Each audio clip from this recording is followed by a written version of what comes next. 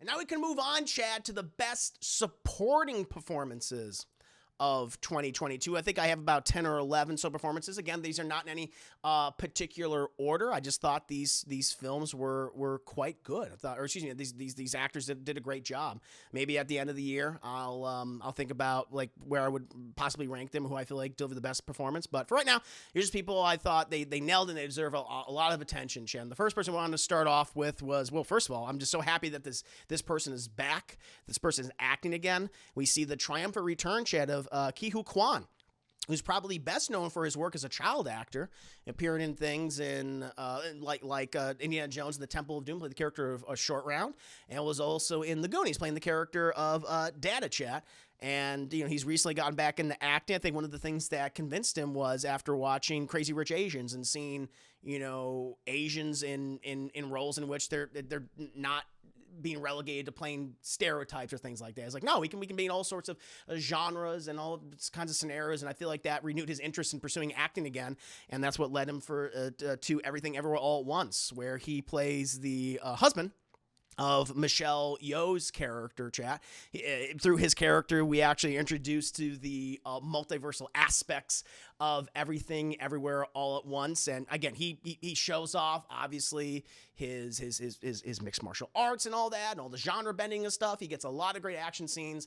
And outside of that, again, much like Michelle Yeoh, some of the best moments with him in the film is when he is being dramatic or when he's being very comedic. He gets a number of wonderfully comedic scenes in this movie, Chad, as again, this put upon father who's trying to see the best in everyone, who is trying to, maintain his family, but even he is unsatisfied. Even he has numerous, issues, even with his wife.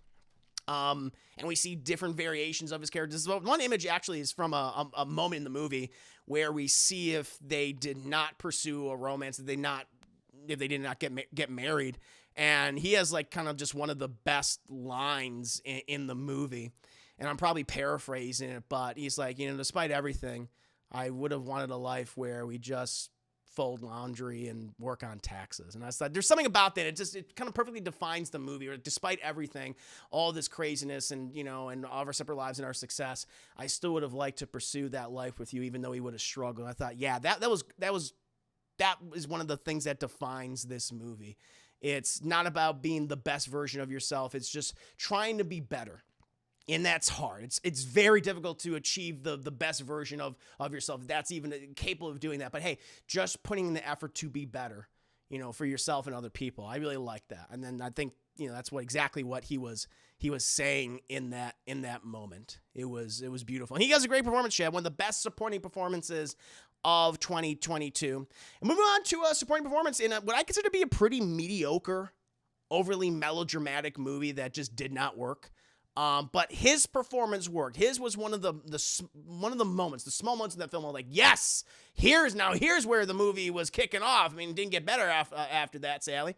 But this guy deserves a lot of credit, Chad, and that is Judd Hirsch for The Fabelmans. He is not in the movie very long. I think he has less than 10 minutes screen time. He might even like 9 or 8 minutes of screen time. But he gets one particular scene with the Steven Spielberg-esque character. I think his name is Sammy Fabelman, who wants to pursue filmmaking. And Judd Hirsch, his character, who is like, I forget, he's like the great uncle to the Steven Spielberg character. And he's just explaining to him like about art and about filmmaking and cinema.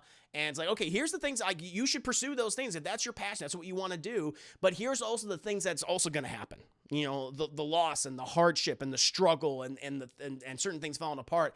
It was one of the moments in the movie that actually came across as earnest, not fucking schmaltzy. Like everything. Every seen Michelle, Williams and whoa, but Judd Hirsch.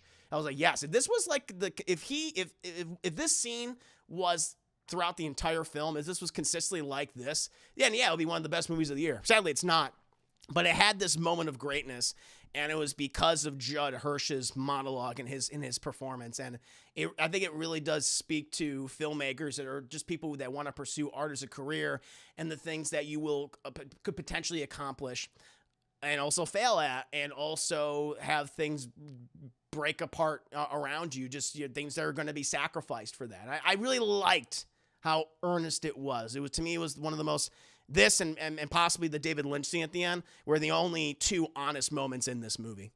And Judd Hirsch is a big reason why it works so well in that moment. So yeah, he delivers one of the best, one of the smallest roles this year, Chad, one of the briefest amounts of screen time, but is one that should be highlighted and one that should be appreciated about why someone should pursue art, but also understand that there will be sacrifices at the same time. I thought that was great.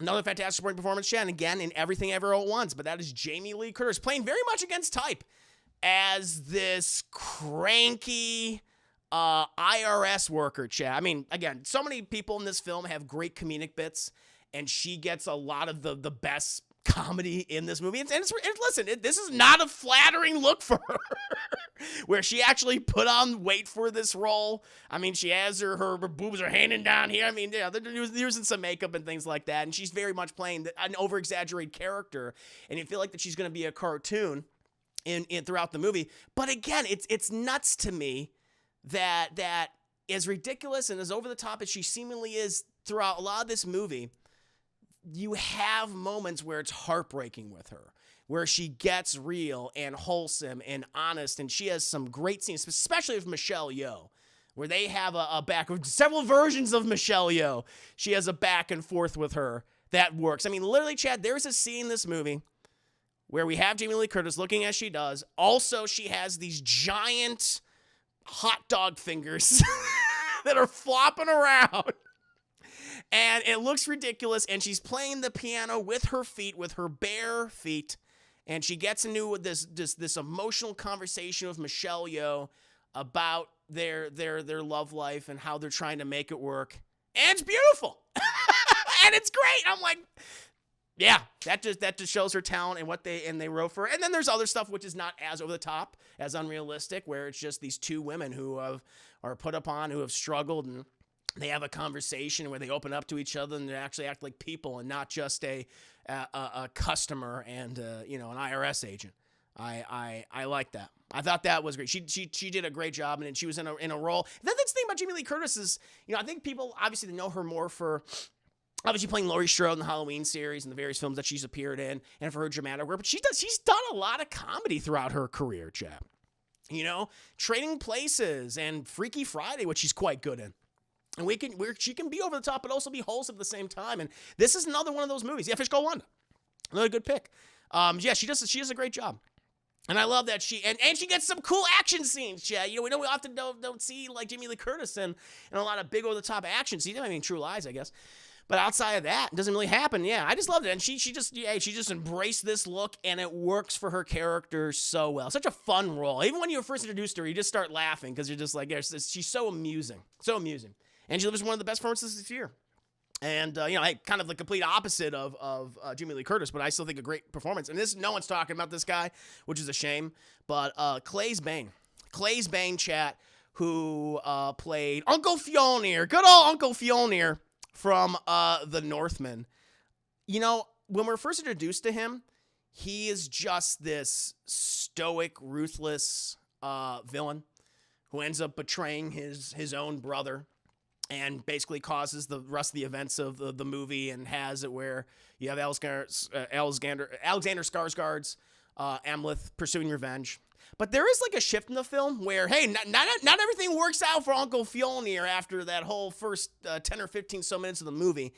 And we see him in a different light, and where it's like, yes, he did these horrible things, but he's also trying to be a good husband. He's trying to be a good father, but then at the same time, he has slaves and he's mistreating them. And it's a complicated role. And it was not, again, this is a world where there's not really there's just bad people. It's just about people just trying to survive, trying to protect themselves and their own and those that they love, but that will also cause them to do horrible things. And I like that. They showed that for your hero character, and they showed that for your villain, and they were brutal and efficient with it. And he does a really good job. No one's talking about him, which is a goddamn shame, but I'm talking about him, Chad. I think he deserves a lot of credit for playing a very complicated villain, one that you might change your opinion on, where you kind of understand his perspective and why he did what he did. At the end of the day, he did what he did because of love. But at the same time, he still does horrible things. So, yeah, I really liked his role. He did a great job. Speaking of villains, chat, and this guy, I'm like, oh, fuck this guy. he was, yes, maybe he feels like he's doing these for the right reasons, but he's still doing horrific things. And that is Paul Dano as the Riddler, chat. Edward Nygma, Edward Nashin, a man of many names, many pseudonyms, many aliases. I've always liked Paul Dano. He's been a great actor. He's known for playing obviously very dark characters. Across everything. You pick a role, anything from Prisoners to you pick a role, Chad. He's done. He's done it before. Everything. Excuse me. There Will Be Blood. There Will Be Blood. He's played these slimy villains, and when he was cast as the Riddler, I think everyone went, "Oh, that's great. That's perfect." But I love that it was a very different type of take on the character, where it's like, we are going to make him a serial killer. And I like that, who uses, modern technology to promote his message, to garner followers, to create a movement against this unjust society within Gotham City. And my only criticism, honestly, one of my only big criticisms of the Batman is, like, I want him in it more, because every time he's on screen, I am captivated by him. I really like how intimidating and manic is, and sometimes intentionally funny. Like, I love the moment where he sits down and he's like, "Hey guys," he's like a Twitch streamer. He's talking to his followers. He's like, "Hey guys, I just want to thank everyone for the messages in regards to detonators. That was really helpful in creating the bombs. Anyway," back to the docket. I was like, there's something about that I really liked. The kind of like modern Twitch streamer sensibilities his character had, bringing in that real world stuff to this character. Riddler's been over the top. He's been, obviously very over exaggerated, the Jim Carrey performance and other adaptations over the years. I like that they grounded it. I like that they made him more of a serial killer, a Zodiac killer, if you will. He's very typical. Anytime he did show up, I thought it was very, very special. I thought it was very, very cool. And so, yeah, great version of the character. I'm hoping that we see him return in future films. I mean, it's definitely the best live-action adaptation of the Riddler, in my personal opinion, chat. But no, he did a great job. Can't wait to see more of him. And speaking of more comic book content, chat, a lot of good comic book content this year. And one of the best performances, people have been crediting this, like, yes, this person deserves award attention. That is Angela Bassett as Queen Ramonda from Black Panther: Wakanda Forever. Obviously, with, again, the tragic passing of Chadwick Boseman, that changed a lot of aspects about Wakanda Forever. And it did elevate a number of characters into, larger roles, I'm sure. And Angela Bassett, she gets some incredible moments within this movie where she says, like, throughout the film, it's like, I've lost my husband, I've lost my son, I've lost all these things, my whole family is dying. And, she is effectively the leader of this country. And she gets so many moments where she does monologues, like that one opening when she's at the, I don't know what it's like, the UN. I think it's at the UN. And you have all these countries debating about, access to Wakanda and its resources. And she just drops in and just delivers this speech, which is filled with so much passion, so much anger. It's just a great threat, but sadness and grief. She's dealing with all these things, in a position where she never thought she would have had to, but she is, and she stands up as this leader. I loved it. Such a great role for her. And later on, like her conversations with Tenoch Huerta as Namor, I feel like she's great. She carries a lot of I think the audience's grief for Chadwick Boseman and T'Challa, much in the same way that Letitia Wright does with Shuri. I think they're two of the most important characters in the movie. And I love what she brought. It was unexpected. And not to say Angela Bassett, Angela Bassett, obviously an extraordinarily talented actress, but I feel like, this character was elevated within this movie and stood out in people's minds as one of the best aspects of it. I was very impressed. They didn't waste a single second with her on screen, chat. What a great character, expanded character.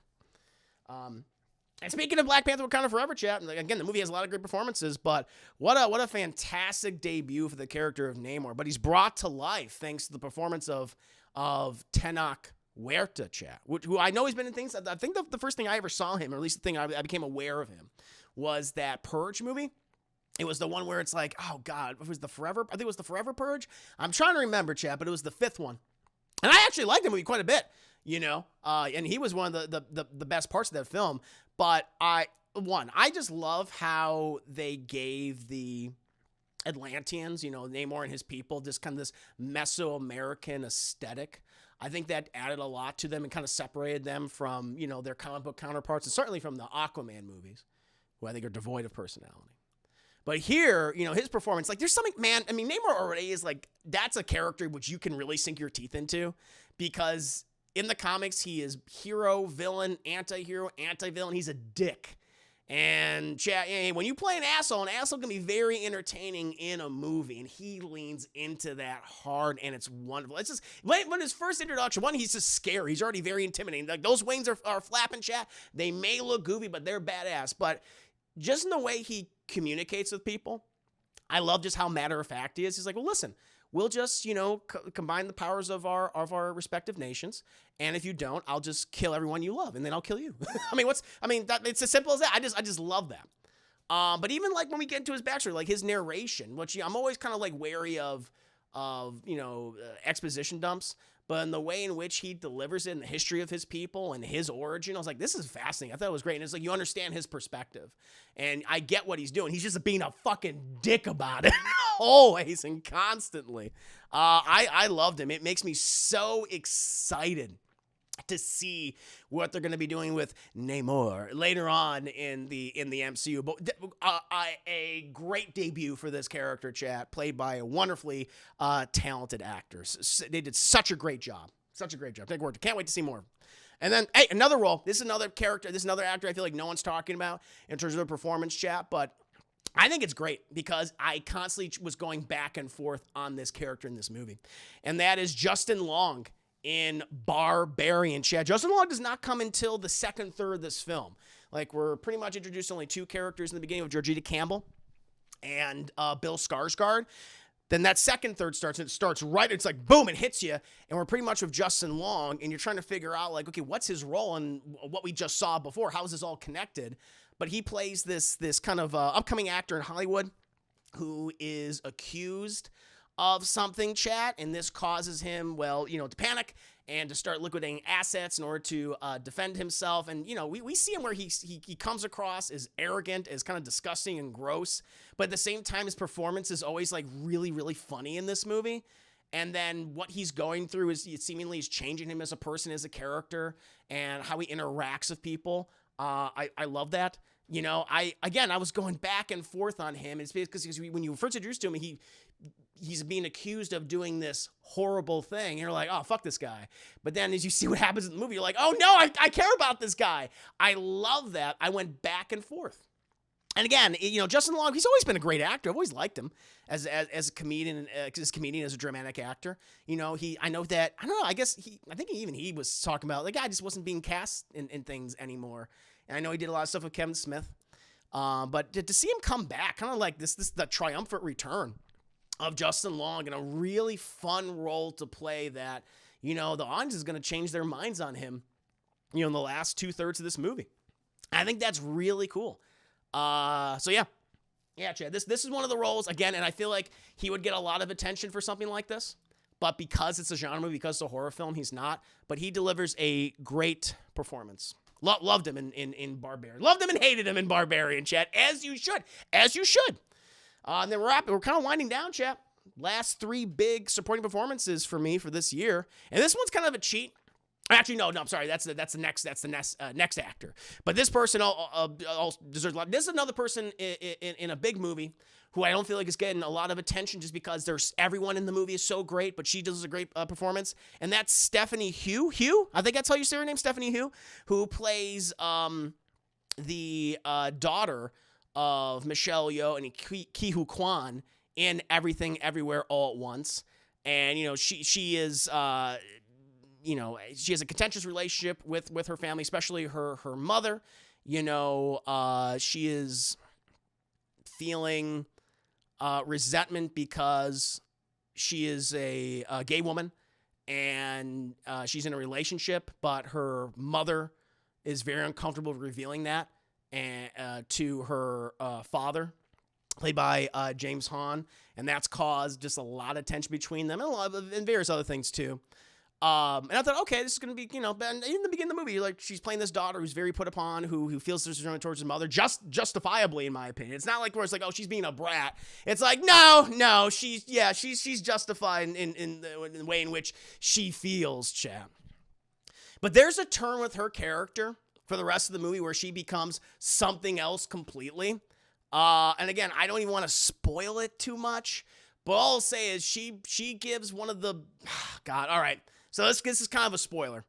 It's revealed later on in the film that there is another multiverse version of herself who is like the most powerful entity in the multiverse, who is able to coexist in every universe at any given point in time because she was experimented on by her mother, also played by Michelle Yeoh, and she gives one of the best villainous performances of the year, chat. She's really good. And again, it goes from like just malice and terror and then to be like really, really funny, all within like the span of a couple of seconds. And she goes back and forth between all those roles.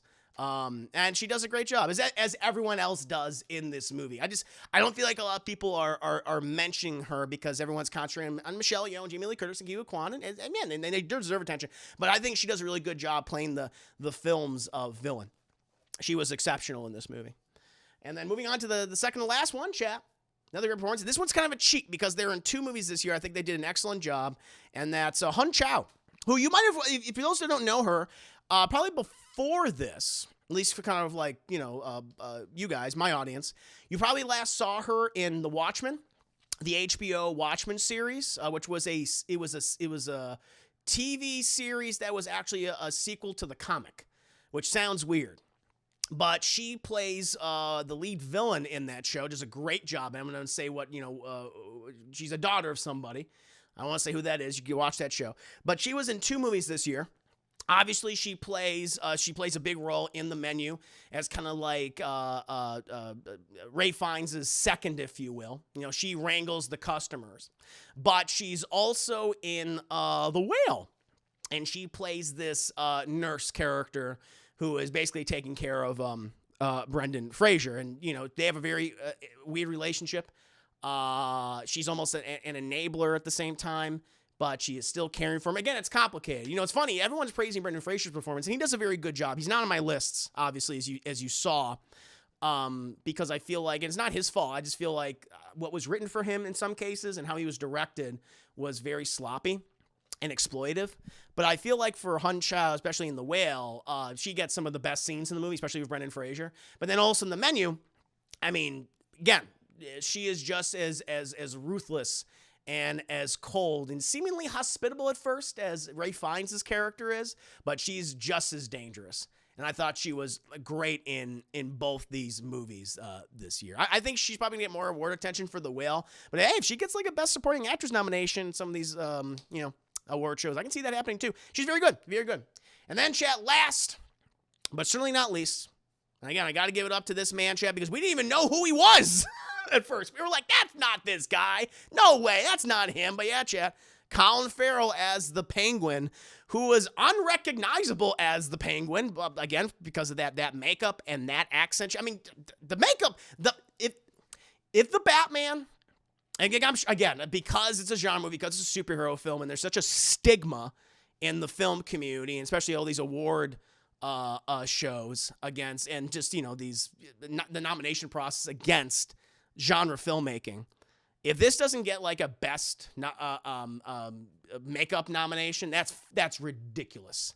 That's ridiculous because he disappears into this character. I mean, it's not just the makeup speaking for him, Jay. Like, he does a really good job as the Penguin, as Oswald Cobblepot. Some of the highlights of the movie, some people's favorite moments in this movie have him And listen, he's not in a lot. It's a long film. It's nearly 3 hours. But when he's on screen, you're always paying attention to him.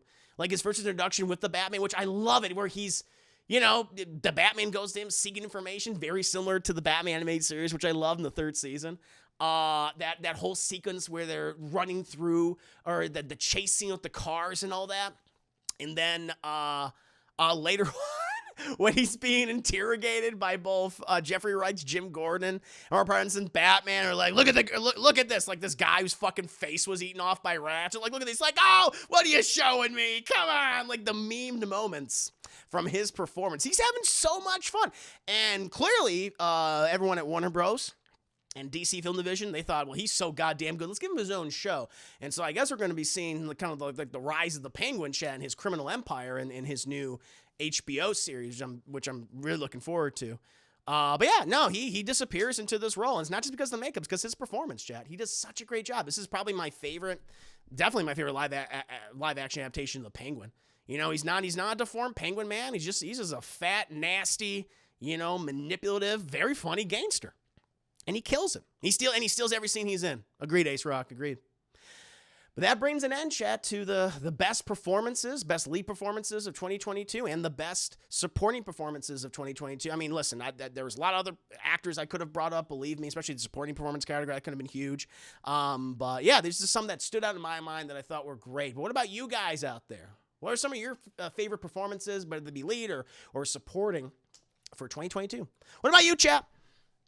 What are some of your favorite best supporting performances for last year, for 2020?